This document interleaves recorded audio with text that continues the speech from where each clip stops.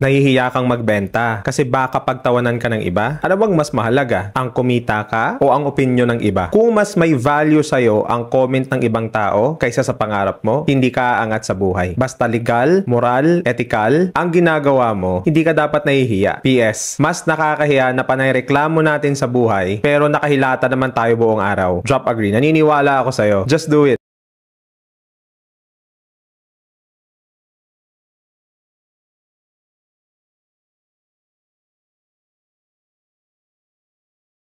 Good morning, morning! Siyempre, unang-una, thank you so much, Lord. And siyempre, maraming salamat din sa mga umu-order at gustong mag-try ng ating Wow Life Kiss Lip and Cheek Tint. Panigurado, hindi naman kayo magsisisi sa inyong 30 pesos dahil talagang sulit na sulit yan, di ba? Kasi long lasting na, high pigmented, bubblegum flavor, of course, ang bango-bango niyan, guys. Hindi mapait at hindi rin syempre sobrang tamis.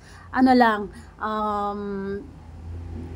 balance lang, ganon. So, ngayon guys, i-share ko sa inyo ang mga umu-order today.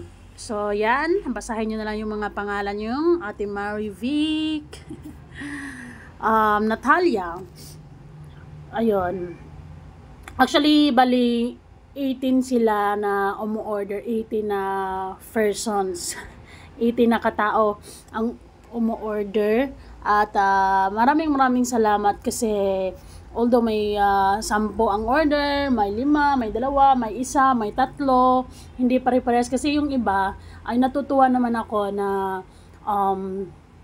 gusto nilang subukan kahit 30 pesos lang yung item and then yung 65 yung ano nila, yung shipping fee, walang problema basta gustong-gusto lang nilang matry yung item. Kasi sabi nga nila, mahilig ako sa lipstick Miss Life and gusto ko lang subukan yung lip tint mo kasi gustong-gusto ko yung kulay na sinusuot mo. So, okay lang. 1, 2, 3, kahit ilang piraso ang gusto nyo, walang problema.